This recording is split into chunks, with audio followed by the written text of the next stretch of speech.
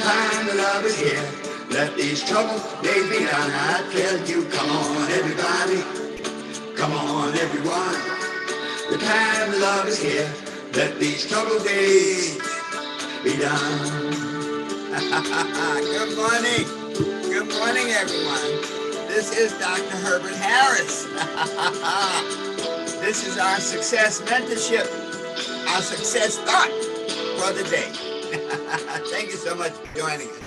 All right, Keon Fresh, what you say, baby? Thanks for joining us this morning.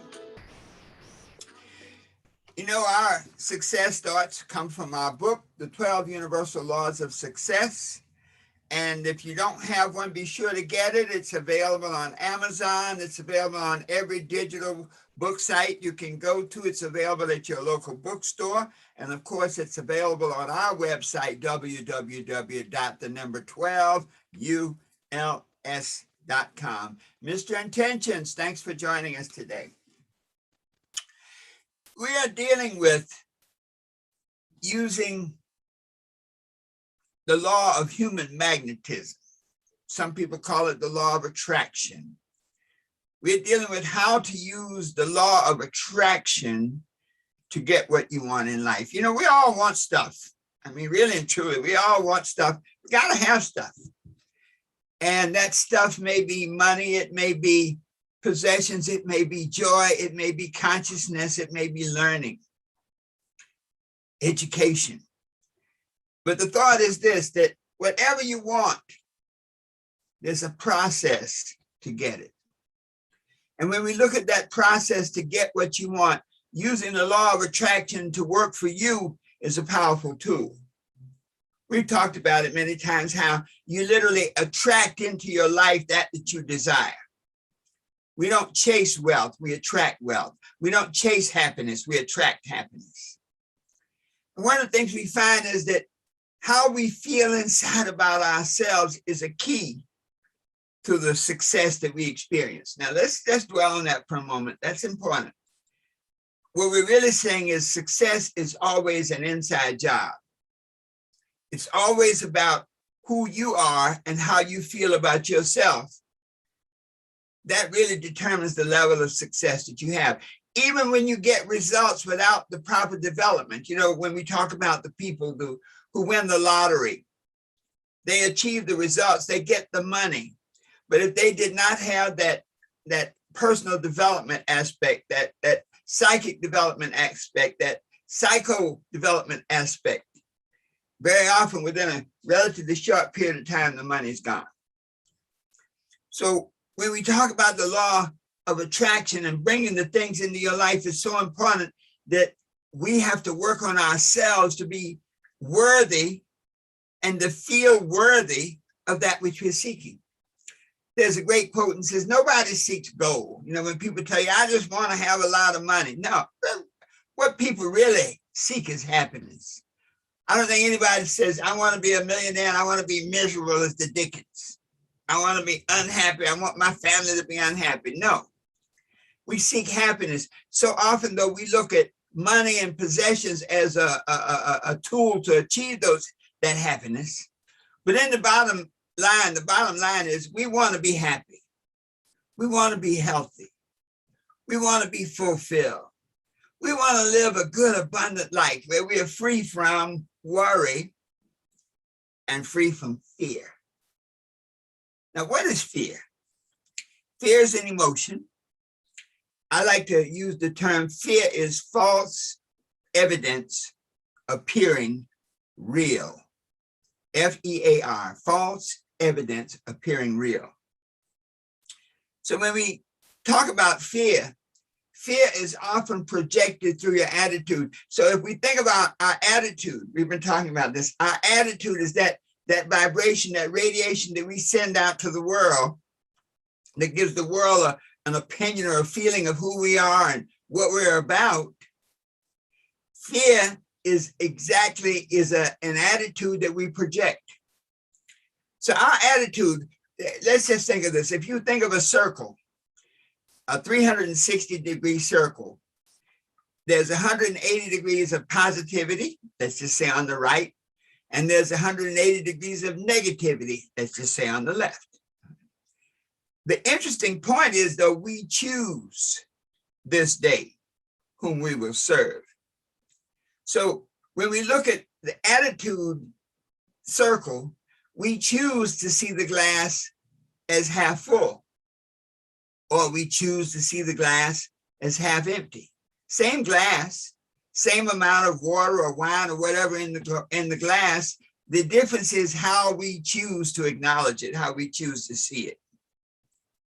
So when we think about positivity and negativity, success and realization has to come from positive thinking, has to come from good thinking, good health, happiness, love, success, prosperity, money. All of these are positive thoughts. So what blocks the way from us achieving our positive thoughts, our positive realization, the positive things we desire? And fear is often the main block.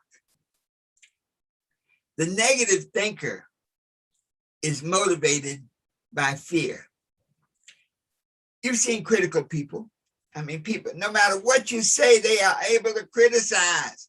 If you know somebody who's a criticizer, okay, think about them. Criticizers are people who really have nothing to offer on their own, but their objective seems to be to tear down whatever you're doing. If you've been surrounded by some criticizing folks, just say, I know what you're talking about, okay?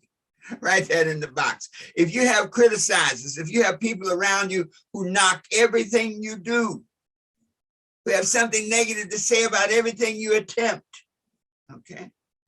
Say, I know what you're talking about. And it is because of these people around you, negative people, they are afraid of your success. You ever think about that? Why would people criticize you? Here you're saying, you know, I have a dream, I have a goal, I'm going to go for it. And why would somebody actually take their time to say, that's impossible, you can't do it, you don't have what it takes? Because they're afraid of you. They're afraid of your success. So when we think about negative thoughts are often based on fear. What you say, baby, I know what you're talking about. Isn't it amazing how some people get around you and they're so negative? It's like, what is the point? Well, the point is that they have a problem. And that's what I want us to take away. That is not your problem. When people fear you, that is not your problem. That's their issue. Okay. Once you understand that, then you can understand you cannot let it impact you. There's a great quote that says, it's not that we don't fear. You know, fear has a valuable message. You know, when you're a child, our parents teach us don't touch the stove. And when I was a kid, I wasn't clear on the message. I remember backing up. I'm gonna date myself to when we used to have a stove in your bedroom to keep warm. It didn't have central heat. And I remember backing up close to that thing and man, lost my balance. And boy, when my butt hit that stove, ooh, I was clear. Okay, from that moment on, I fear fire. All right. So let's look at just some of the negative thinking, some of the negative thoughts that fear can bring about. Sometimes people fear poverty. A lot of folks are afraid of going broke. And very often it's those very people who talk about making money all the time. Okay. When they fear poverty, they're often stingy. They're always concerned about how much something costs. They'll buy a car and then complain about how much it costs each month. You have fear of criticism. Okay. That fear of criticism robs you of your initiative. Let the criticizers criticize, you just keep moving, keep going and growing. The fear of criticism can make you an imitator instead of an innovator. Some people have fear of ill health. Interesting thing about it, whatever you fear, you get. If you fear ill health, if you're always talking about being sick, if you're always talking about not feeling well, when you fear ill health, that vibration of fear will attract the very object of your fear into your life. Dr. Mansa Musa says fear paralyzes. Absolutely. The opposite of fear is faith. Thank you, Doc. Faith, the substance of things hoped for and the evidence of things not seen. You have the fear of the loss of love. You know, people will put themselves in very tragic and painful situations simply because they fear losing the love of somebody who probably didn't even love them in the first place. Very often when people have the fear of the loss of love, it's because they're not clear on what love really is. When people have that fear of the loss of love, they always remind you of every good thing they've ever done for you. Let me tell you, I guarantee you, you know some people like that, that whenever they do something for you, they remind you every opportunity they get, that the time they loaned you money, the time they helped you, the time they gave you a good referral. Some people fear old age. They start dying and trying. It always cracked me up. You know, when I had more hair, now I got hair.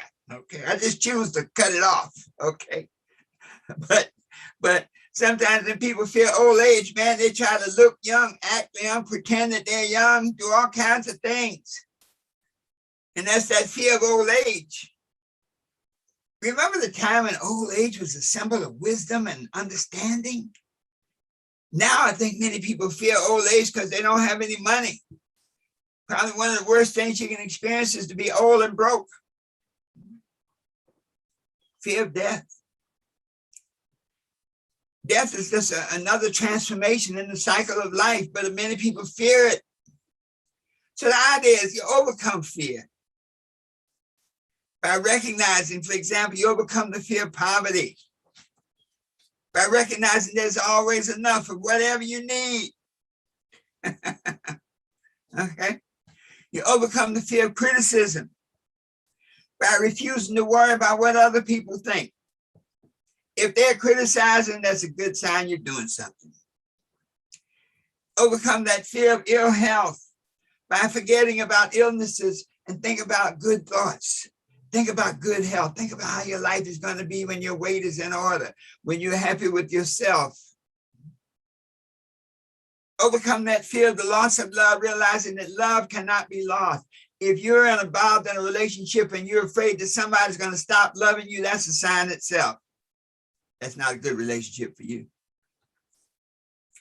Overcome that fear of old age by realizing that age is a blessing. That as you grow older, you grow wiser.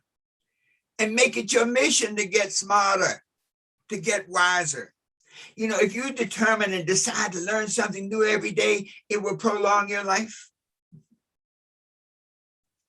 Overcome that fear of death by realizing that death is just another transformation in the cycle of life. We talk about it all the time. Look at the plants. They die and they would come back in the spring. So we do it. It's a different level of transformation for us. But the point is that we all have the ability to choose faith over fear, to choose courage over fear or lack of courage, to choose love over hate. We have the ability to choose the emotions that we want to live, experience, and project. Wow. Thanks so much for joining us today. Overcoming that fear is powerful. And if you think back, that I guess the three most powerful fears are fear of failure, that you're scared that you will fail at what you're doing. Fear of criticism, as Dr. Mansa Musa said, criticism paralyzes you, and fear of change. Many times we may not be happy, but we're afraid to move to the next level. So we become complacent. Anyway, folks, this has been our success thought for the day. Overcoming fear. You have the power to choose faith over fear. You have the power to choose good health over illness. You have the power to choose health happiness, love, success, prosperity, money. Always knowing that the best is yet to come. So it is. I tell you, come on, everybody. Come on, everyone. Time love is here. Let these troubled days be done. All right, folks. See you tomorrow morning. Same time, same station, 8 a.m. Thanks so much for joining us. Please share this. Like our broadcast and share it with at least 3 other people. Bring light to the world. That is our mission. We're like light bulbs. We turn it on and let the world glow in our how can we say? We'll let the world glow in our light. If we're sending out positive vibrations, the world will respond accordingly. Always knowing that the best is yet to come. And so it is.